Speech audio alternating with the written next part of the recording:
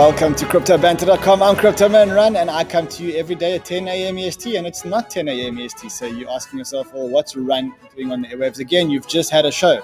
And the answer is, well, you guys wanted a show. You wanted a show with the one, the only, the legend, the master, Coach K. And so we said, all right, we'll bring you a show with Coach K. And on this show, Coach K will talk about all these gems that are not yet on the market. He's going to teach you how to find these pre-market gems, how to get your hands onto them, how to evaluate them, how to know how much money to put into them. I've made a lot of investments on these gems that Coach K has recommended, and every single one of them makes money. So it's time for us all to take a backseat and to let the legend, the master, do his thing and tell us how to find these Coach K prestigious picks. Coach, welcome to Banter. All right. Welcome, everyone watching. So how's it going today? Your last show was pretty, I liked it. Yeah, there's a lot going on in that last show, right? Lots going on. I liked Michael Chen very much. I think he's got a lot of value to add. Obviously, I love Kyle. Michael had a lot of value to add. Michael's great. Yeah, I've known him for quite a while. He's doing some good stuff. Yeah, of course. Coach, let's talk about prestigious picks. This is your new show. This is where you're going to be talking to us about all things before market and how to identify these gems before market. Over to you, my friend. Yeah, I mean, basically, it's a science, I guess. Same as like when I work with projects, there's kind of a science behind like what do they need, what do they have, does it make sense? I know, Ran, you've been on calls with me before doing the same thing. Basically, you have to learn what to ask and what to look for, and to ask yourself, like, very honestly, regardless of FOMO or hype, does this even make any sense? That's kind of like the basic starting point for myself. And is it needed? Because I mean, if someone said, hey, we're going to make a new Facebook, maybe we need new Facebook, but people don't feel like that yet. So it may be not ready. So we need to have something that needs to be out there, that needs to change, something that needs to do something different, or it will just be here for a short time, which I guess is also okay. We'll share some of those types of picks too, where if you go in, you can make a good quick buck, but they're higher risk, and you could lose money a lot easier than picking a prestigious pick per se. I suggest we focus on the fundamentals and focus on the prestigious picks. I suggest we don't go for the quick money. I think because the quick money ones are the ones that are always going to fail eventually. And let's build a show on a reputation of picking the gems and the gems that actually last. And that's really, really, really what we want to do. Coach, how many projects do you look at a day? How many calls and projects are you looking at a day?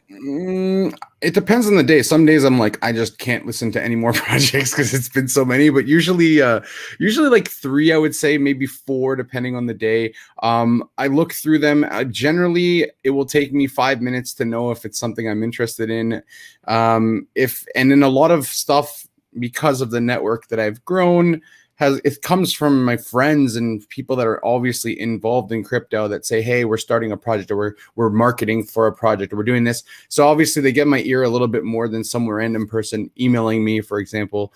But that even them, I tell them a lot of the time, like, no. So you have to really kind of figure out if it makes sense for you. And I'll be wrong too. Like I was approached by Mac for Option Room early. And I'm part of Plodex, and it wasn't really working so great. And I was like, I don't know if that's going to work. So I was like, I'm going to pass on that. And obviously that was one of the one that I missed. So that happens too. How many out of 10 projects that you see, how many do you invest in? Between 1 and 2. I guess if it's projects I just see, there's a lot of projects now that I'm seeing because of certain people that I already know they're the right people behind the projects, that are helping the projects, that are advising the project. So I have a lot more confidence. And then I talk to the team. Generally, once I talk to the team, it's either like, okay, yes, this is really working for me, or no, it's not going to really work for me. Sometimes teams are like, I've gotten some of my advisory roles because they're like, hey, we have the call. I'm like, yeah, there's great stuff here, but there's stuff that needs to change. And like, what is it? And I'm like, needs to change. That needs to change. You need to have these people on board. And they're like, okay, do you want to be an advisor? And I'm like, sure, because you have a great idea, a great product, it's something they already have, right? But they need to have it set up in a way that will be successful. And a lot of the time, tokenomics is the major first thing I look at. And if those are wrong, I'm not in, I'm out. Well, this is the show where we're going to learn how Coach adds value. And hopefully through this, we can all learn how to add value. And guys, if that is something that excites you, you know what you need to do. Like, like, subscribe. Hit the bell button so you get alerts about when we're coming on, because we're going to be coming on a lot of stuff. But mainly like this so that we can share this content, so we can grow our community and keep bringing you more shows. I mean, by next week, we're going to have 4 or 5 different weekly shows, including Coach K's prestigious picks. You know that Fridays are the days where we banter on Banter, and tomorrow, Coach, there's a Banter on Banter. We do this every Friday. Yep. All right, my friend. All right, let's get into today's picks. And I think the idea is we've got 2 big picks for the guys today. And the idea is really to get into the meat of why we think, or why you specifically think, that these are the good picks. So let's get into it. Yeah. Okay. So I got 2 picks today. The first one is Public Mint. So you might have heard Wolf last week talk about Public Mint. You heard Ricky and others supporting it. Now, Public Mint is basically trying to solve the problem of it's not easy to get my money into crypto, and it's not easy to get my crypto back into fiat currencies. Like, I have a lot of problems with that. It becomes really difficult. Like, I called my mom and was like, Mom, go set up an account and deposit from your Canadian bank account into the thing and buy Bitcoin. And she was like, they won't let me. My bank doesn't let me do this. So there's like all these sorts of issues, and Public Mint is there to actually solve that. And the really big thing that I love is they're FDIC insured. So basically they use the same system as the banks do. So the question a lot of people ask is, what does FDIC mean? It basically is the deposit insurance you normally get in the bank. So when you go to a bank and you deposit your money is kind of safe. That's why you feel secure with the bank. That's because most banks have FDIC insurance, so that or you should be focusing on banks that do, where they insure up to $250,000 per account on average. So that's what it means. So basically, you use Public Mint, you will have an FDIC insured bank basically connected to this. So it's not going to be a bank per se, but they're working with all the banks. I think they came out with a tweet just last week that said they have 200 banks in their ecosystem already. So this is something that has a live. Right now, they have a live environment. They have a block explorer. This is something that's already a product that's ready to go. It's something that when I'm looking at a project like this, I want something I can actually touch. And if you guys go on their website, you can sign up for a Public Mint and get your wallet and check the block explorer, and you can do all that live already. So, what exactly does Public Mint do? I mean, I understand that they're making easier on-ramps and off-ramps for fiat. I understand that they're working with all the banks. I understand that they're all insured. But what exactly are they doing in the universe? They're like basically, okay, so it's kind of, if we want to get in the deeper part, it's a little bit confusing, but basically they create synthetic fiat. So you have USDT and USDC and all these other stable coins. They basically have a complete platform for all the stable coins. So you can go on there with any of your stable coins with a regulated and collateralized fund backing it. Like, there's going to be money backing every dollar that you put in, and then you're going to deposit it and it be insured. And you can then, in that ecosystem, take your USDT or your let's say we call it SCAD or STHB for Thai baht, and you would take that money and you could convert it any which way you want. You could potentially even use it as a currency exchange, technically, in that sense. So it's very interesting. Like, if you had bank accounts across the world, different countries, technically you could go in, put in that different fiat, and actually put it into another bank account as well. And the costs will be a heck of a lot less. And because of banks taking 3 days, this takes seconds. So it solves a lot of these problems. So what they're doing is making fiat become easy to crypto and bridging that gap. And then so that, people can get involved, because I think one of the biggest barriers still is people getting their money and actually being able to buy crypto. It's still an issue for a lot of people, especially in North America. It's a huge issue. It's a huge issue for everybody. All right, so we like what Public Mint do. Let's talk about what else we're looking at in terms of Public Mint. So we like the concept of what they do. Now talk me through how you evaluate this. Yeah, so the first question you should ask yourself is, what is the problem? Okay, so I like to look at things in a really simple way. What's the problem that they have that they're trying to solve? Is it hard to get fiat into crypto? Yes. Are there many places and institutions and banks and others so on and so forth that make it hard to get your fiat into crypto? Yes. Are there central banks that don't want you to get your fiat into crypto? Currently, yes. So is it a problem? Yes. Are they going to be able to solve it? They have a system which I believe could solve that problem and make it really easy. And the really cool part is they have widgets that you can throw on your website, and you can make it so if Split wanted to add it on one of their stores, you could actually have it be a way for them to buy Split and then pay for something. They could take it and they could put the widget there. If you're just a normal non-crypto user, you could use public mint as well. So it's kind of giving best of both worlds in an environment where everyone can kind of be a part of it, as long as they're technically not anonymous, because obviously there's the banking side, but they do have access to DeFi as well. So it's got a lot of the things that you want. Yeah, I think we like the concept, but in terms of deciding whether or not you're going to invest, surely you look at other things other than does the concept make sense? Like, you've looked at the concept, you looked at, I guess that what you look for next is the tokenomics. Talk to me about the process of what you look at. So basically, I look at a few things. So let's just do tokenomics in general, because otherwise it's really specific to each tokenomics model. What I look for generally is, depending on the project, if they're selling, for example, a large chunk of their tokens. So I don't generally like, I do still invest in some, but I don't generally like when the project's holding like 80 to 90% of the tokens. I want them to sell like 40, 50% and have staking, so that those tokens eventually are going to get out. So it will be truly decentralized. And I know for me, I kind of find decentralization fully on kind of meme-ish. For a lot of people, they think like I'm crazy, but it's kind of a meme because it can't really 100% be done, but it's mostly done. So that's the evening point. But I like to see more of the tokens in people's hands, because I don't like a team in 2 years having the ability to basically sell off 20% of the supply at one shot without having a lot of the other tokens out there. And so that's the first thing. The second thing is, how are their pricing models? Because a lot of people come to me when they look at their tokenomics and I help them solve that problem, is they have these huge gaps. Like, they'll have seed at 1 cent and they'll have public at 5. And I'm like, no one's going to buy in public if they know someone at seed in 2 months is going to get 20% of their tokens, for example, and they're going to sell on those people that bought at 5 cents. Even if the price is at 16 cents by that point, they're still so inclined to dump because they have a 16x advantage. So I try to keep it really close in terms of the rounds, where yes, the seed may get tokens at a cheaper price, but they have a gap between their tokens coming in. So I look at that as well.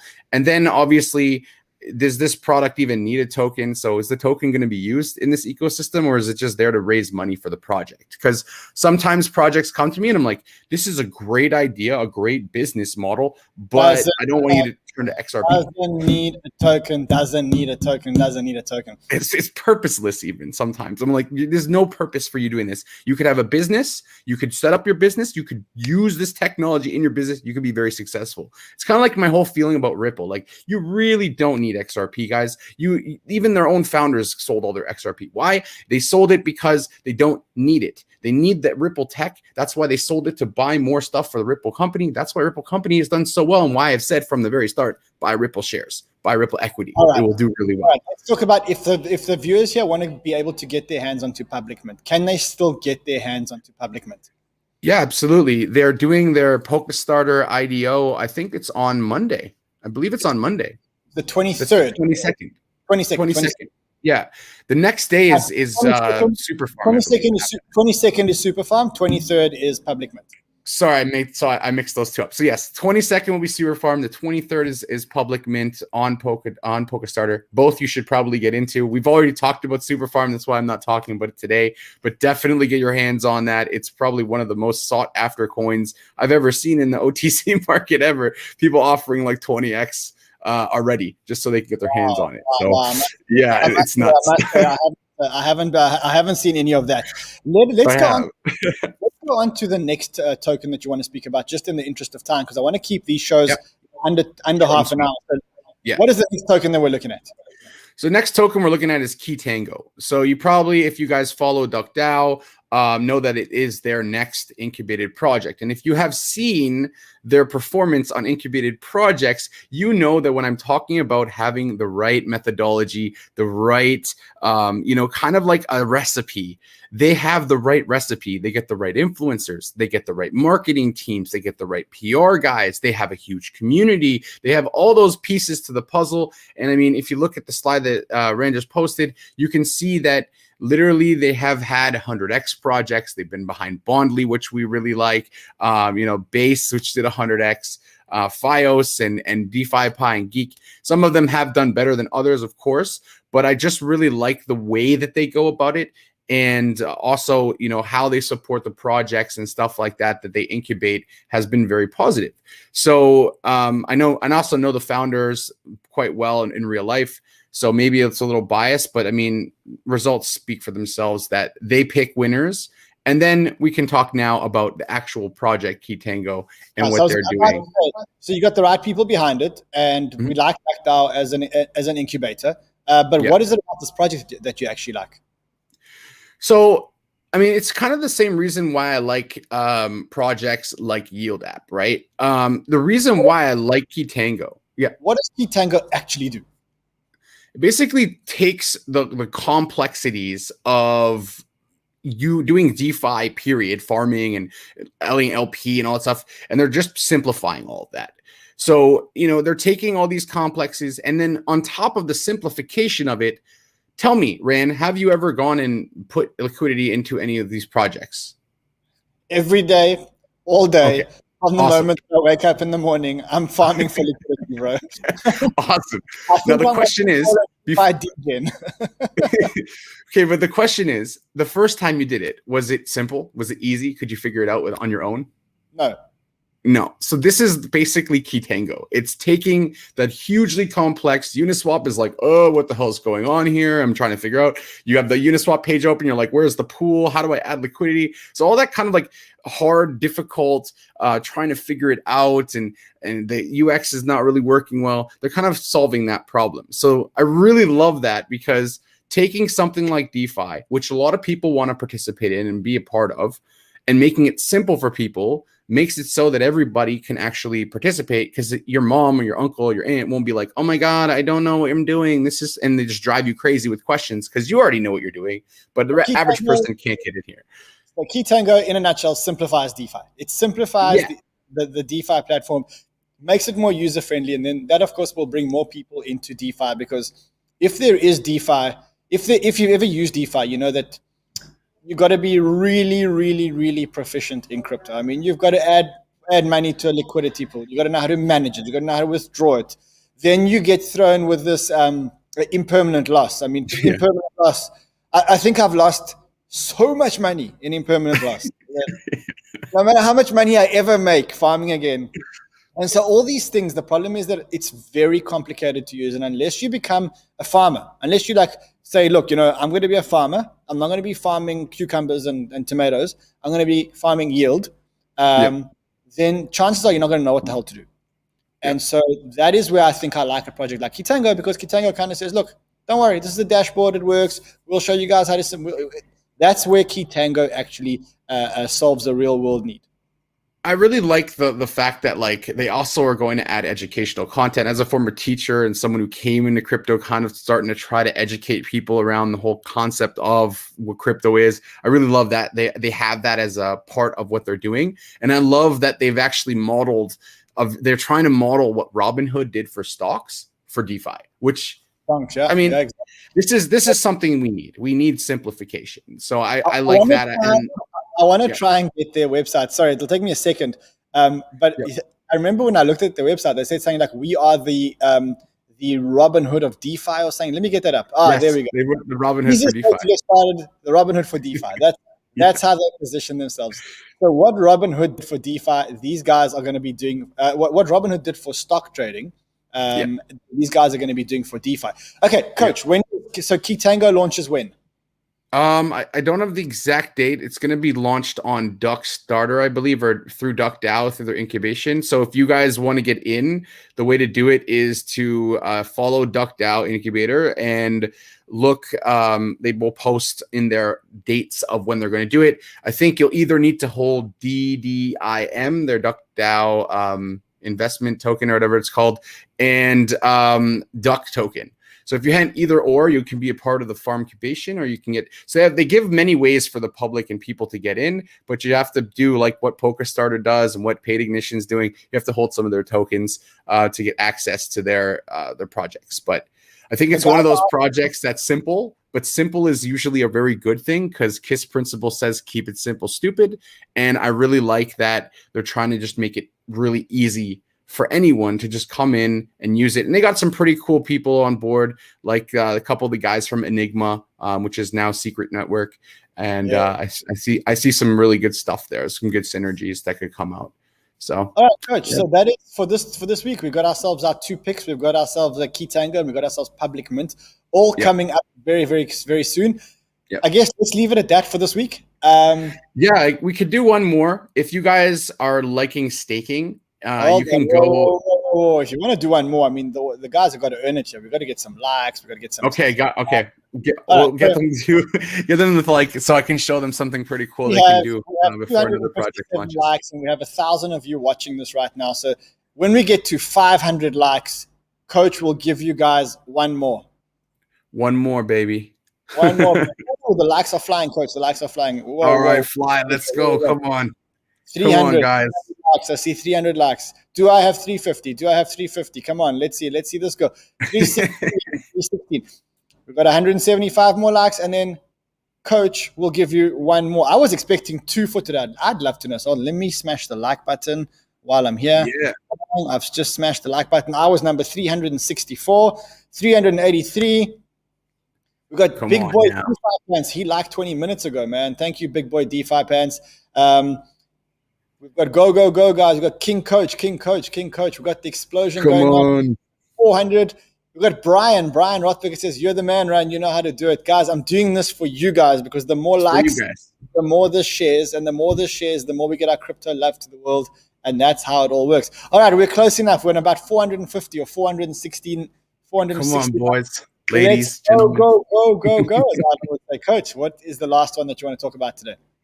All right. The last one I'm going to talk about today, I've mentioned it before, but there's something that you guys can already go and do. So this is why I'm mentioning it. And there's projects that actually don't have staking yet that you can actually stake. And that project is called Launchpool.